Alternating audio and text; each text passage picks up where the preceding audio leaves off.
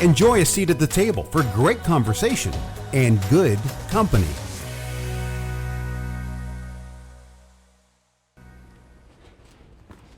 Welcome to And Good Company. I'm Sarah Fiedelholtz. We all know a great dinner party isn't really about the food. It's about the people seated around the table engaging in lively discussion. And Good Company gives you a seat at the table to enjoy smart and engaging conversations as they happen. I am pleased to be in the company of Melinda Haines, the CEO of the Literacy Alliance, Fort Wayne. Welcome. Thank you very much, Sarah. So let's start with telling a little bit about the Literacy Alliance, because when people think of literacy and reading, we all always immediately think about children. Yes. And the Literacy Alliance is really targeted for adults. So tell me the whole background, history, purpose of the Literacy Alliance. Sure. Well, the Literacy Alliance, first of all, I have to kind of explain the name a little bit, because when people think the Literacy Alliance, they think, oh, you teach people to read. Well, we do, but we do so much more than that. And as you say, we are working mostly with adults, but as I get a little further in the story, we now have an aspect where we're working with children as well. So the Literacy Alliance has been around in this current form since 1988. And it was started to help adults who needed to improve their basic academic skills. And mostly what we do is work with adults who dropped out of high school and did not get that high school diploma. So they come looking for that because they either are unemployed or underemployed and realize they're not going to get any further without that. So they come to us to work on that diploma. And most of them are 18 and older, although there is no average age, and we've worked with students as young as 16 if they've officially dropped out of school. And we've worked with adults in their 60s and 70s. And everybody has a different need. Some just want to read to their grandchildren or something like that. But most of them want that high school degree. A lot of people know that high school degree as the GED, because that was the term that was used for many, many years. But actually, a general education degree. Right, and actually, it was a high school diploma equivalent, right? Correct, and actually the GED is a brand name, like the SAT or the ACT. So you're thinking, tissues versus Kleenex. But the state is the one who determines what test is actually given. And so a number of years ago, the state transitioned from giving the GED to what was called the TASC, the Test Assessing Secondary Completion. And at that point, because we didn't really like that acronym TASC, it sounds like a terrible thing you have to accomplish, we started referring to it generically as the high school equivalency diploma. So the HSE, we refer to it as that. And then just this last year, the state has again changed their test, and it's now the HiSET, and I can't even tell you what that acronym stands for. So that is a good reason why we stick with the high school equivalency as a generic term. So most students come looking for that, and they stay with us anywhere from a couple of weeks to a couple of months or a year long, year or longer. We meet them where they are. Some of them who maybe graduate or didn't graduate, they just dropped out their senior year. They have, they're pretty close to getting that. Others might have dropped out earlier, 9th or 10th grade, and have some work to make up. So they're each given an individual plan, and then they're in class with us. And we get them to that finish line. We don't actually give the test, but we prepare them for the test, and then we celebrate with them when they get to that point. So before we talk some nuances and specifics about the program, tell me your background and how you got to the Literacy Alliance and this work. Well, I have been in this role since January of 2020. Prior to that, I had been at the Purdue Fort Wayne Community Arts Academy for about 8 years, and I really enjoyed working there. It's a great place to work. And Purdue had purchased Kaplan and created Purdue Global. And They purchased they purchased Kaplan. It was the Kaplan testing University. company? Yeah, well, the testing and also that was owned by the Washington Post. They bought it from it was originally Stanley Kaplan. Okay. And then the Washington Post bought it and expanded it to Kaplan, which was also not only for testing. but online education exactly. programs and stuff. Oh, I didn't realize that Purdue. So Yeah. Purdue purchased Kaplan Yes. and then made it Purdue Global. Purdue Global, and that was really to be for online classes and yes, stuff, right? It's all online. And Okay. so Purdue University offered the opportunity to all employees to work on a graduate degree for free through a Purdue Global. And I had thought, well, you know what, I've always wanted an MBA, and that sounded like an interesting thing for me to pursue.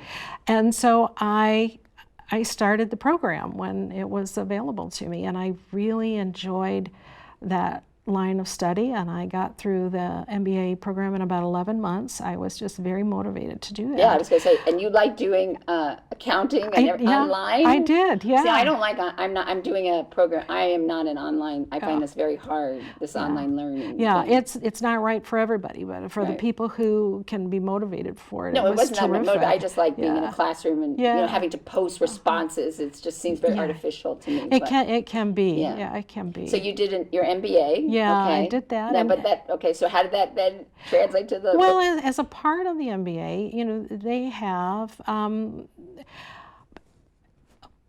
in every class, you're kind of, I don't want to say forced because that's negative, but encouraged to think about, what do you want to do with this degree? I mean, you're working on this degree, what do you want to do with it?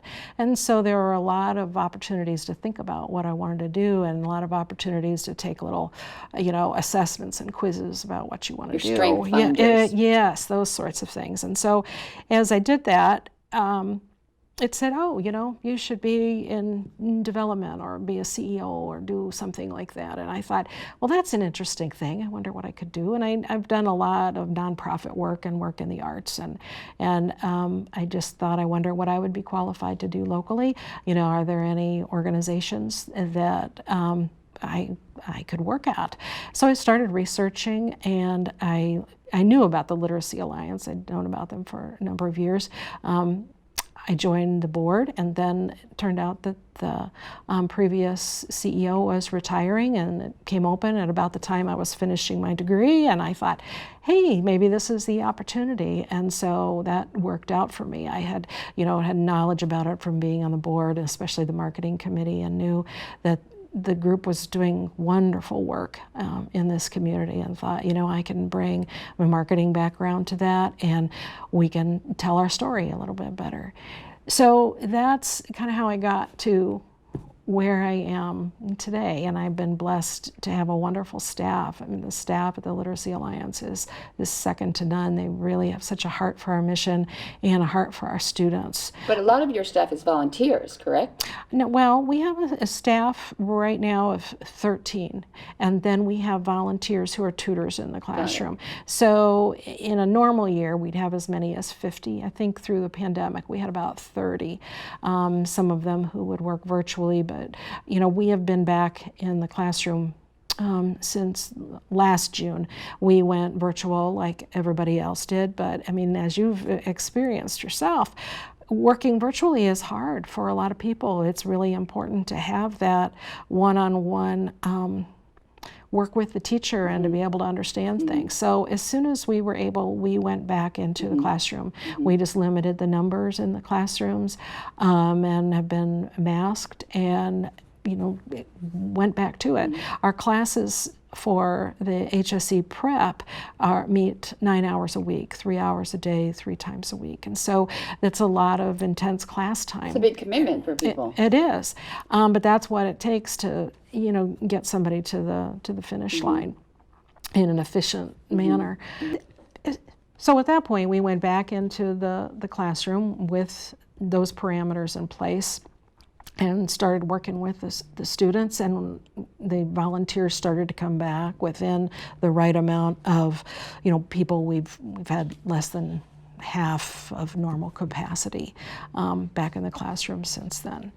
So that's been working for us pretty well, and we just require masks in the classroom, and we're cleaning all the time. And, but that's what the students need to get them through. And what I'm really surprised about is that it's 1 in 10 Allen County residents that don't have a high school diploma. Yeah. And I know that they say that if you don't have a college degree, you leave almost in the course of your lifetime almost $1 million of potential pay on the table. So in addition, can you talk about the issue, the impact of not having your high school degree, and why is it that, is that considered a high, to me that's a high rate, that 1 in 10. Yeah, it's shockingly high, isn't it? When you think about it, you're like, how do you survive, in that way? But there are a lot of people who don't have that, and I think it's become more and more important as we go through life. I mean, certainly in my generation or my parents' generation, a lot more people didn't have it, but maybe they were farmers or they were factory workers, or it wasn't as important. But in this day and age where secondary education is really vital to a lot of people, that most employers are going to require that as a bare minimum. So some people are just able to get by, but what it leads to is not only not being at your income potential, but it leads to more health problems. It leads to anything that's going to be affected by poverty. It's going to lead to higher incarceration rates among that population, and it's more that our community has to help in those populations. Well, they say that obviously if you look at the idea of illiteracy, which isn't just reading, but the job opportunities, your earning potential, but it also impacts navigating systems, understanding procedures. There's lack of a community engagement and voting, people who feel disenfranchised. Right. And then one thing that you really talk about is how it impacts parenting. Right. So, but before we do that, I want to take a step back, because one of the things that you really talk about, because when a lot of people, when it was the GED and it was a named program and stuff, there is a cost to taking these programs and taking the test. And so partly what the Literacy Alliance also does is making it accessible and affordable. Yeah. So talk to me about that, because one of the facts is we record this show in the library, and it makes sense because the library is a place of learning and books, that they are a good partner with the Literacy Alliance. So talk to me about the program, because I'm sort of still shocked that it's that kind of a commitment of 9 hours a week. It is. That's classroom time, right? That's not correct. Just homework. That's right. That is when they are required to be in class, and it is truly a community effort, from our funders to everything that other organizations do to help us. Our program is totally free for participants, so anyone who comes to us doesn't pay a thing, and even now they no longer have to pay for the test. Until this year, the Literacy Alliance paid for our students' exam, which is $115, and that's a lot of money for people. And so last year we started committing to paying the cost of that test. This year we just got the good news that the state of Indiana is going to pay for that. They started to pay for a small portion of them during COVID. Some of the CARES Act funds was put toward that, and they saw what a difference that made to people in getting the rates up of people actually taking and passing it. So this year they've given us some more money for that. But we are funded through the Department of Workforce Development, partially. In a lot of states, adult education is paid for or overseen by the Department of Education. But in Indiana, it's overseen by the Indiana Department of Workforce Development. So we work very closely with them to not only provide the education necessary for them to pass this exam, but also to be better qualified in the workplace. We offer customer service certification for students, and when they come to us, they also are required to know how to have a resume and to write a cover letter, to look for a job, through the Indiana Career Explorer. So they're given those tools as a part of class. So it goes beyond just the literacy. And compared to your colleagues that are at other cities or programs where it's done through the Department of Education. How is it? Do you have a better retention rate because they see the payoff is better, like because you're helping them get the job, or do you see that it's really because it's more targeted to the end goal of jobs as opposed to educate? Do you find it's better, good, worse? What do you think? Well, here in Indiana, I think that has been the goal. Is like you want to get somebody employed. You want them to get a job, keep a job, and then make more money. That's kind of how you or making enough money that they can be self-sufficient. Exactly. Yeah. I mean, because in some cases, these are people who are not able to be self-sufficient. That's correct. Because if you don't, it doesn't matter if you do not have it, and not having a high school degree doesn't necessarily mean that you can't read or you That's can't correct. do math. It just means you did not fulfill the state requirements in order to achieve that degree. Yes. So it's really about you getting the degree you need. That's correct. And there are, plenty of successful people who don't have their high school diploma, but in this day and age, it's just really more of an absolute requirement. But our besides funding through them, we are also funded by a variety of other sources, that enable us to keep the programming free. We're funded by various community foundations, by the Fort Wayne Community Foundation, by Follinger Foundation, by James Foundation, by, organizations like that, and also by individual contributions and business organizations and through fundraising. So, those things all work together to help us, get her done. And you mentioned that, obviously 2 generations ago, it wouldn't be unheard of that somebody had to drop out of school, or they didn't go to high school, or they didn't complete, because they had to go to work. But today, in the 21st century, are you seeing still, and because there's also truancy laws and requirements of parents that kids have to go to school, are you seeing that there still is a significant number of kids who are dropping out or don't complete the degree? And also because there is also, under George W. Bush, there was the whole No Child Left Behind, and so we were just pushing people through the system. So I'm just curious if you're seeing that we are having the same number of, or less, or what are you seeing in terms of dropout rates? And I can't give you the exact numbers of have there been more or less, but what we are concerned about is in this pandemic, there are a lot of students who dropped out of high school way more than is normal, because a lot of the dropout rates really depend on the school system. Like Fort Wayne Community Schools would have a higher rate than Southwest Allen County. They do have a higher rate? Yeah. And so it's kind of within school system, but the students who come to us have so many barriers that force them to drop out of school that it's not really indicative of the school system. They're usually family issues. They might have a baby, or they might have a drug problem, or they might have, parents who are separated, or they might be homeless. They're these barriers that prevent them from succeeding in high school and force them to go out on their own. But during COVID and what we saw with the graduation rates kind of across the country, we do expect that there will be an uptick in the students who come to us, because a lot of them were being encouraged by area employers to say, oh, come on, I need you, come and work for us. And, a student who would really love to have that new cell phone or have a car, they're like, okay, I'm not going to finish high school. So we think that over the next year or two, we're going to see a slight uptick, from and that. You mentioned that now you're working with children. So did that come out of what you were seeing based on COVID, or and what kind of programs and things are you starting to do with children? Well, that's kind of unrelated to COVID. Okay, so let's separate that out. Yeah, but we are excited about it. There has been a program in this area for a long time called Project Reads.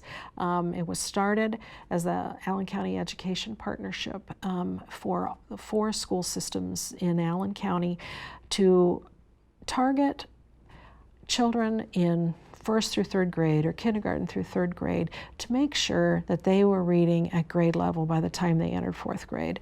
If a student is reading at that level when they get to fourth grade, they have a much higher likelihood of graduating from high school. So, and that's because that fourth grade is that critical year, because from K through 3, it's really about learning to read. It's yes. the system of reading. But in fourth grade, it becomes comprehension. Yeah, it's reading to learn. It's read and interpreting what you. And exactly. If you, it's like I have a friend whose son really hates to read. It is struggling, and I said to him, "Let him repeat third grade. Don't push him to fourth because it's going to be a disaster.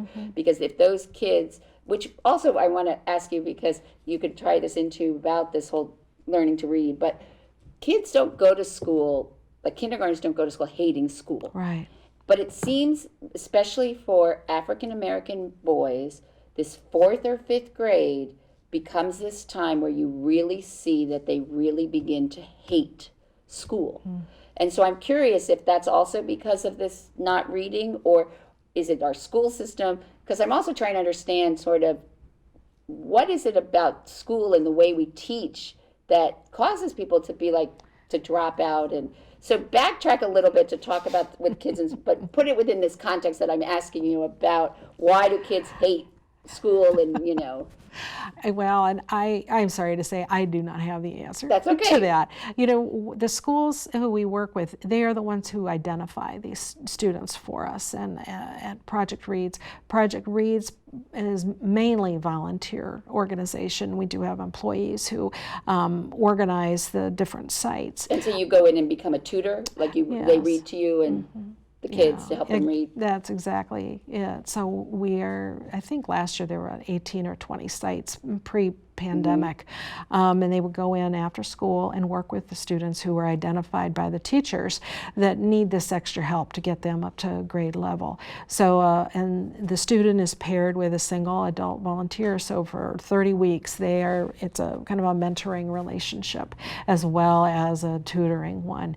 And they meet every week, and there's kind of a group activity and snacks, and then there's one-on-one reading time, and then those students are tested, you know, before and during and after to make sure that they're moving up in those and those reading they've levels. proven that because that fourth grade is that critical, then they do see if they struggle or they begin to hate school, then they are more likely to not complete. Correct? It seems to make sense to me. You know that. Well, then there's that the would other be the issue case. also. If you look at the number of people who are incarcerated that do not have their high school diploma, it seems like in some ways that these students, and especially for unfortunately African American males who really begin to hate school, it really becomes like a funnel to incarceration. And so, you know. And that is a problem in the jails. In fact, the Department of Workforce Development, you know, does have a program that works with the jails in particular to,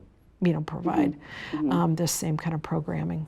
So I have this is more of a philosophical question for you about the benefits of high school. Okay.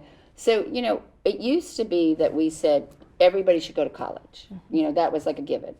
And then partly because of the cost of college, or people were assessing what jobs they would get, but people decided that not, and then we said that not everyone needs to go to college, because there are lots of jobs you could do. You could get certifications and stuff. Do you think that partly, and now we're sort of shifting also a little further away, which to me is that maybe you don't even need any college, you know, to go. Do you think that partly that not is maybe going to impact, or people then think, well, why do I need a high school diploma? You know, like you said, like I can get a job and I'm getting paid, and maybe it is partly it's short term, because what they don't see, just like without a college degree, is how much over the course of your career or your lifespan you leave on the table. Earning power. But do you think that because we're sort of pushing people, and also what do you think about all of these schools that are like the specific schools, like the school of, you know, STEM, or the school? Do you think those are good to keep more people in high school, or do you think that that's losing out? I mean, and this is more of a philosophical, so we're not saying that this is not from your expertise, but I'm just curious, as you working with these programs and seeing in terms of the, you know, people in looking at dropping out of high school and how they perceive education and secondary and beyond. So I'm just curious if you have any insights or thoughts. Well, that's a lot of questions. Yes, I will I'm try to sorry, remember. Yes. Well, you can just, I don't know if I can highlights, do them in order here.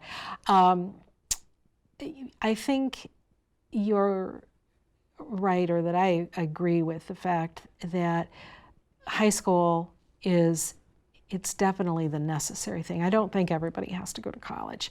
It's not right for everybody, and that has been kind of a shift. But the bare minimum really is the high school diploma. But that said, you get out of an education what you put into it. And it really doesn't matter where you go if you apply yourself and learn something from it. I mean, I am a product of public education my whole life until I went to college, and I went to a very fancy little private liberal arts college. Where did you go to college? I went to Kenyon in Ohio. Lovely school. I loved it. My father had gone there, my uncle, my cousin. It was absolutely wonderful education. That was a true liberal arts True. education. So True. you did not come out, just like I did, you do not come out with the skills for a job. That is not the intent of that education. Yeah, right. And so, but I did. I got a good job, and I enjoyed that, and I felt fortunate to have had that. And I thought, oh, everybody should be educated like this. And I couldn't understand why everybody wasn't, because I was, not that we were a wealthy family, but I would be a child of privilege just to be able to have even had that education. And so I went with that mindset for a long time, that was the gold standard of education. But I think, especially when I was at Purdue Fort Wayne, and I met so many of those students who were just so hardworking and really had some goals and things that they wanted to do. I learned a lot about their motivations and also the successes that they've had, by applying themselves. Our two daughters went to two different schools. One went to Purdue Fort Wayne, and one went to a private liberal arts college. But those were the right choices for them, and they got out of it exactly what they wanted to put into it. So, and it's the same thing with my MBA, doing that online. I got out of it what I put into it. And so I kind of have that mindset about, our students now. They have obviously reached a point in their lives where they know they can't go any further without at least getting this minimum diploma out of the way. And now some of them go on to college. We have a great relationship with Ivy Tech. And, virtually all of our students come from a home where there is no support for college, that no one has ever been to college before, so there isn't any way to tell them how to even fill out a FAFSA or do anything. So we actually take our students on field trips to Ivy Tech to say this is what it's like to step on a college campus, so they even have an idea of that. And a lot of them, not a majority, but there are a significant number who do go on and do that. And others are happy just to have that HSE, because their employer then says, okay, great, you've got it. Now you can, move on. You can maybe move to a management position or have a little more responsibility, something like that. So they have been able to figure out what that motivation was for them to do that. What was this? So I'm curious to know, when you talk about that, they changed the name, of the test. Usually, to me, that's an indication that they're changing the teaching method. Like, we've gone through fashions, like to teach children to read. Like, it was phonics based. Then it was more like sight reading. And then now we've gone back to phonics. And now math, I can't even tell you how they're teaching math. And when you try to help a child and you say, okay, well, carry over the 1 to the 10, they're like, what? And so I'm just curious, is that a big thing? And what are the actual requirements? Like, to get your GED, do you still have to do history? It's beyond just reading and math, right? Yeah, there are 5 areas, and I'm going to see if I get these right, and I might not have them right. But, there is math, there's science, there's writing, there's history, science, Wouldn't there be like social studies? Yes, and the so government? so there's those 5 areas, and so there are 5 different kind of subtests that they have to take. And so, when students come to us, we test them to see what level they're at, and we see what their challenge area is.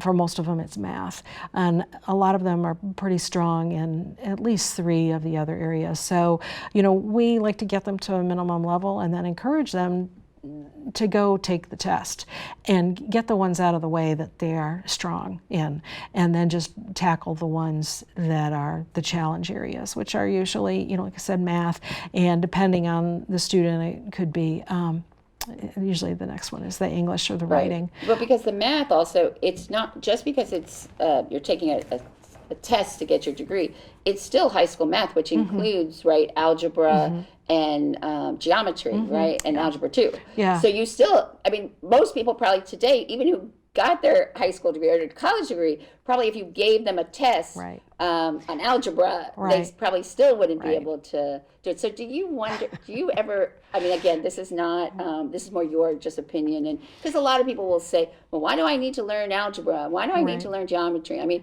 Geometry I can justify with someone because if you're going to cut a pattern or you want to, in algebra it is, for a lot of fields. But what do you say to students when they're here, they're coming to get this high school degree, they're never going to use algebra, but they still have to get it. And algebra is a very hard concept. Some people just can't get it. Do you feel that that's, again, this is a philosophical question, that really merits what should be decided upon is the equivalent of getting a high school degree?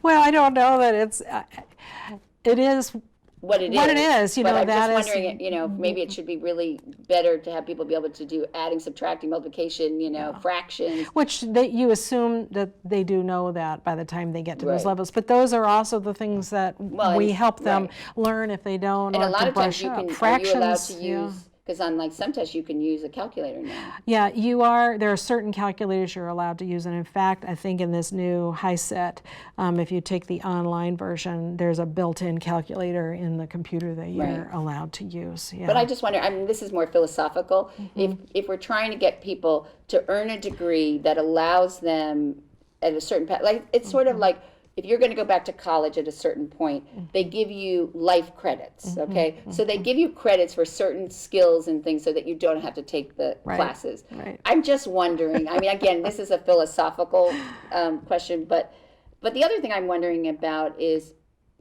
what is the differences between teaching adults versus teaching children? And how, and probably, for a lot of kids, they have to be there.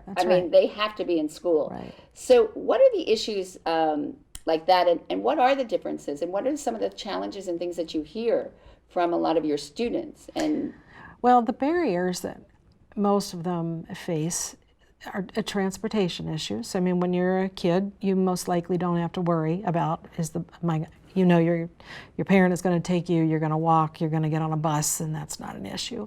For adults, that can be a real barrier. A lot of them don't have cars. We provide bus passes for students who need to be able to get to us. We're in high-need areas that are near bus lines. Are you mostly in libraries? Or? We have our own classroom at the Summit, which is off of Rudisill in the old some people know it as Fort Wayne Bible College or as Taylor University. We're down there. We have a dedicated classroom.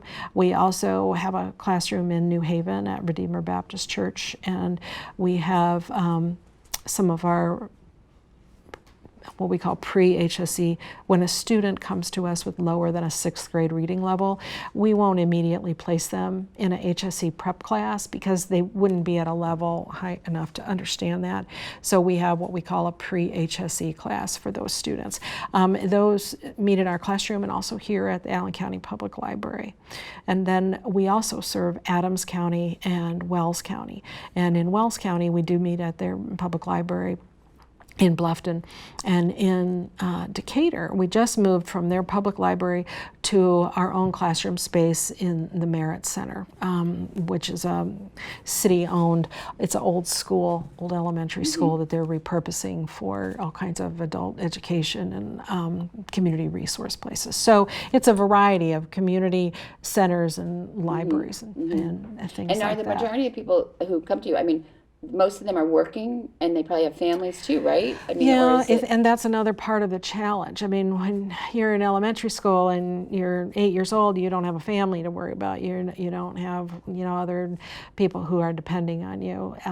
A lot of the people are single parents and they have young children or have other child care issues.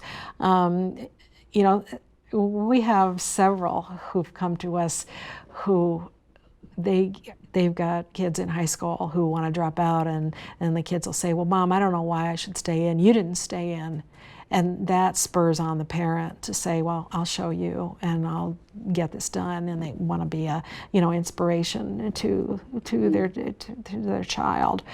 But the barriers, I mean, some of them, they've got food insecurity issues. They have home insecurity issues. These are just things that children, some children, of course, have those, face that, but they're not responsible for it. It might be affecting them, but it's just a lot harder when, and the ones who are working are trying to juggle. I got to go to work, I got to go to school. That's why we offer classes, in the morning, in the afternoon, in the evening, to be able to meet those needs. And then, because on COVID you had to go all online, are you continuing to offer online? Because a lot of, it's interesting, like a lot of religious organizations found that when they offered their services and things on via Zoom, they saw like 300% increase. So are you able to then offer, because that would be ultimate flexibility for your students? Is that still a possibility? Well, in theory, it sounded like a great idea, and we started that way. I thought, don't waste a good crisis. Let's see what we can learn, and maybe we'll have a virtual class. And what we learned is that our students really work best in person, and that's what we're really good at. When we were virtual from March through June, it was a struggle to get our students to a class. Number one, because they don't have the technology, and the broadband issue. The broadband issue, just like the children students have. This would be adult learners would have. I couldn't imagine just going to class on a phone. Virtually all the students have a phone, but that's hard. How do you do your homework? In classes, we have computers for everybody. We were able to get a grant to get a library of Chromebooks that we can now loan out to students, which is helpful. But for the ones who don't even have internet access at home, it's yet another barrier. So that's another one of the reasons they come back to class. What we are able to do with those few students who do feel like they can only be served online, there is an Indiana online class that we can refer students to who can be served in that way. With all the barriers and with this 3 hours, 3 times a week commitment, and this is for like 16 weeks, you said? Well, it depends. It depends on the student. Okay. What is your retention and completion rate? Do you have a lot of people who, just like they dropped out of school, they start and stop? Yes. How do you address that? Because that must be very frustrating for you. And so talk about that part of this, and how do you measure your success? Because, talk about that. Yeah. Well, we follow metrics very closely. When I say out of context, 46% of our students earned their high school equivalency. People who are, really doers in this world go 40%. It's not very good. But it's actually really great when you put it into context. Last year we did 35% of them actually graduated, 26% the year before. So we have continued to hone what we do to get people through the program. And our rates compared to those in our region, we're in Region 3, are better than most, and compared to the state, they're better than most. So we're really proud of what we do, that we were able to do because we're small. I think that has a lot to do with it, and our staff is just so dedicated. But you're right, they drop out of the program, especially if they don't want to be there. You know, we do have some referrals who really don't want to be there. Maybe they're referred by their parole officer, and as a requirement of their parole, they're required to be enrolled in class with us. So they may only stick with us until parole is done, or, you know, if they are at a halfway house and they're required to go. Is that a big part of your program? Because I was surprised. There was one story I was reading online about a judge who said that as part of, I guess, whatever sentencing, that the person had to come to the program. Is that a big part of the program, to be used as either to prevent recidivism or as part of sentencing? Is that, or whenever, is that a big part of the population? I wouldn't say it's a large percentage, but we will accept anyone who wants to come to us, and, you know, as long as they can fulfill the requirements of the program, which include being in class 75% or more of the time to keep their seat, they are welcome to be with us. But does Allen County find, or the other counties find, that having their either people who are on parole or on halfways, do they find that this is an effective program to prevent recidivism, or is it effective to helping people get that, you know, back in, you know, that leg up to really be able to be self-sufficient? It certainly would help them do that. I mean, that's why they're making that requirement, to say, you know, if you earn this degree, you're more likely to keep on that this path to growth. Just like with the frustration of teachers, you know, in school, and so, you know, this with adults and seeing them start and stuff.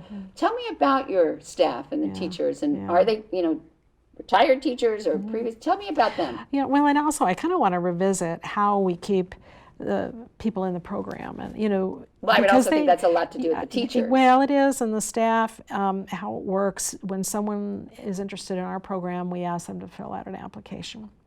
And every step along the way, we have people who drop out immediately. You know, they may call us or email us. They're directed to the application. Well, have to. I think the rate of people who visit that page for the application and then actually complete an application is about 56%. So they fill out an application, and then they're invited to come in for a one-on-one meeting with one of our staff. They come in, and half of them don't show for that one-on-one appointment. So we lose them again. The half that come in for the one-on-one appointment, you know, they're given an explanation of the program, what those expectations are, what they can expect of us, how long it can take. Let's talk about your barriers. How are you going to get here? Are you working? Are you, you know, so that they understand what's expected of them. And then if they say, yes, I want to do this, then they are put into an orientation. And we have rolling admissions. So we have an orientation twice a month. And so they're put into the next orientation. And we rotate the orientation days from morning, afternoon, and evening, just to try to accommodate everybody. Half of them who are put in an orientation don't show up to orientation. So they show up to orientation, and then they're given a battery of tests and explain what the program is, and, you know, again, reminded that you need to be there, you know, 75% of the time. We'd prefer 100% of the time. They're given their test results and placed in a class.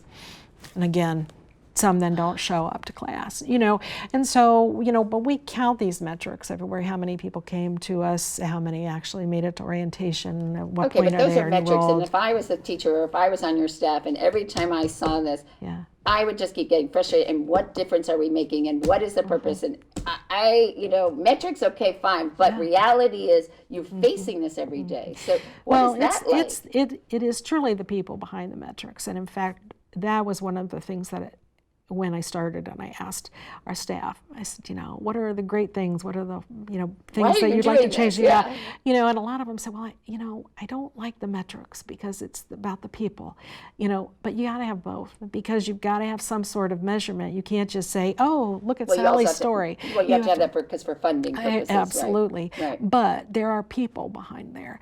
And the teaching staff, we have teaching staff, and we also have site coordinators, and they work hand in hand in the classroom. There's a site coordinator and a teacher at every classroom. The teachers just teach. They, I don't want to say just teach, but that is their primary responsibility. The psych coordinators do a lot of the administration, just the nitty gritty of the attendance and the, seeing what other needs the student might have so they can get them the right resources. And so by the time a student actually gets into class, that's the first time the teacher meets them. Okay. The site coordinators share in the duties of the one-on-ones and the orientation, so they've started to meet these students. But the dropout rate is high, and that is frustrating. But when you see the students who succeed, that's why you do it. I mean, and if it sounds like you went and read some of our student stories on our blog, on our website, which I would recommend anybody go read, because they are so inspiring. The things that these folks have overcome to get there, that's why we do it. I mean, we are there to help them get there no matter what they've been through. I mean, it boggles my mind when I read these stories, because I think I've been so fortunate to never have had that problem in my life. Well, you sort of say that your students learn something even more valuable than the subject matters in order to get the degree. They learn they can do it. Well, you also said they learn hope. They do. So can you talk about that? Well, hope that, and I think it's not just hope, but it's that they have the ability within themselves. And I think that's what gives them the hope, is when you realize I've earned this degree, what that means for me and for my future, that gives you that outlook. Well, you invest and that in hope. yourself. Mm-hmm. Absolutely, you do. I mean, it's the same when I say with college students, and they talk about, I always say there's good debt and bad debt. Bad debt is credit card debt because you want a stereo that you can't afford. Right. Good debt is you're investing in yourself and your education. So that's that self-worth and self-esteem and achievement. But the idea that also I think that's in some cases, if they really were people that didn't like school or found that, or there was those teachers and just... they don't like the rules of school. Right. And most of them, we always get their stories, when they leave. That's kind of a requirement of, we want to know about you and you capture this. And when they graduate, and we put it on our blog, and they almost always credit the teacher and the psych coordinator. It's that human who was there for them to provide that support system that a lot of them don't have or don't have an abundance of in their life. And so to finally have a solid base, that's the sort of thing that can provide that hope, because you're like, oh, there are people out there who are willing to help me, and it motivates them to want to do their best and actually achieve that goal. And so who are the teachers that you have? Are they semi-retired teachers? Are they teachers who, and how long have they been with you?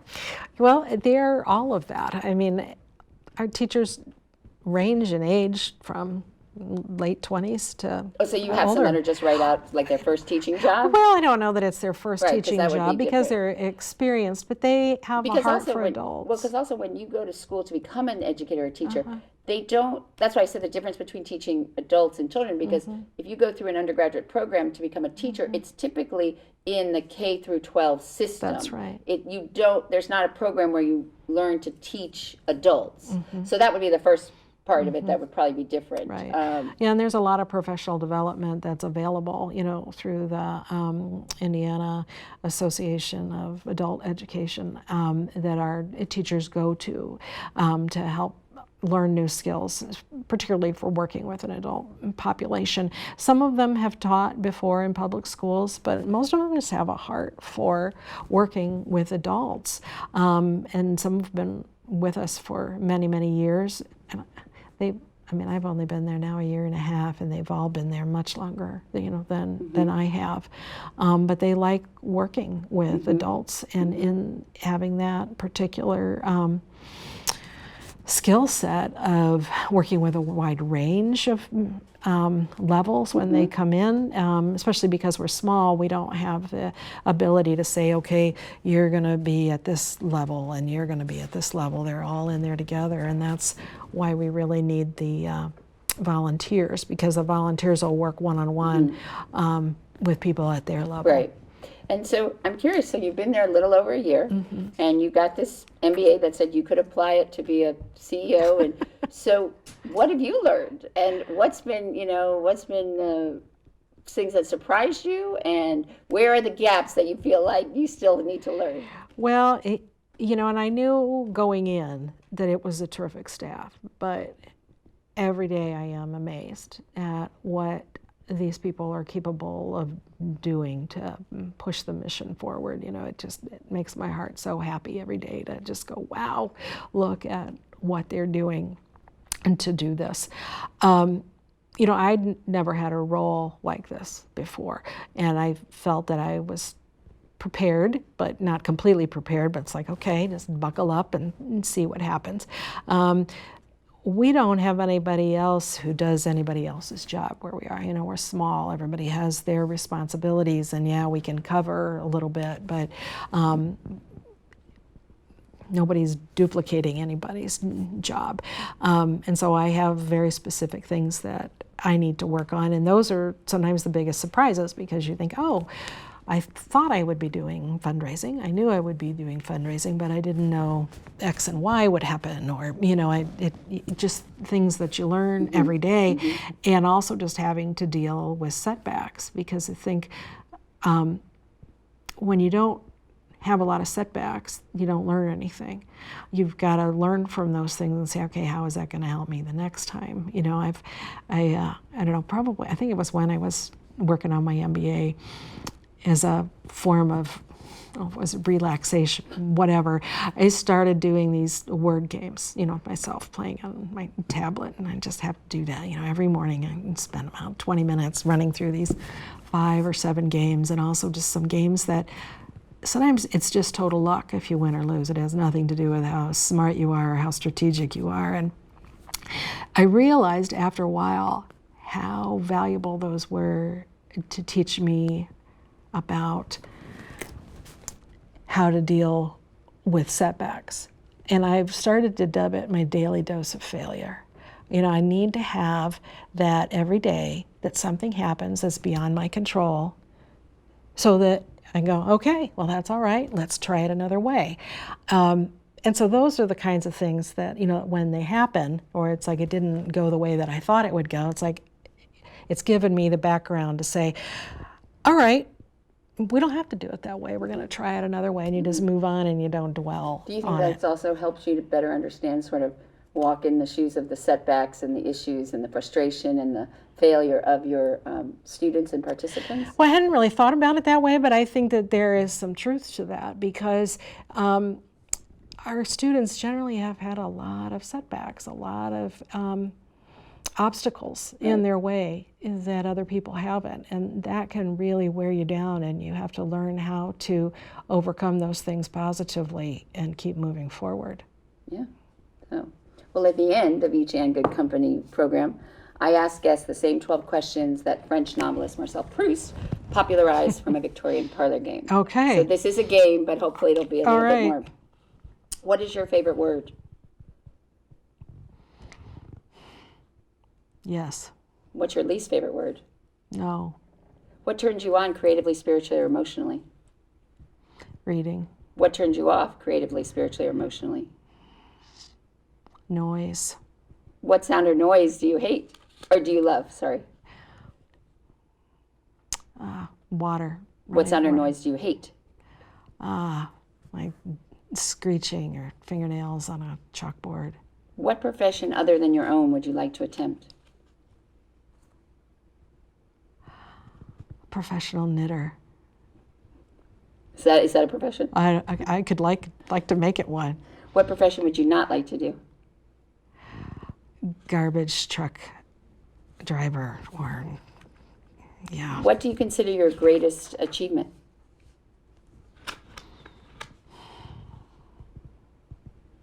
Patience and perseverance. Who, living or dead, would you most like to have a conversation with? My dad. How would you like to die? Peacefully. If heaven exists, what would you like to hear God say when you arrive at the pearly gates? Welcome home. Well, I want to thank Melinda Haines, Executive Director of the Literacy Alliance, for having a seat at our table. And you can learn more about And Good Company and all the other great conversations we have had at andgoodcompany.info. And we look forward to next week when you can again enjoy a seat at the table for great conversation and good company.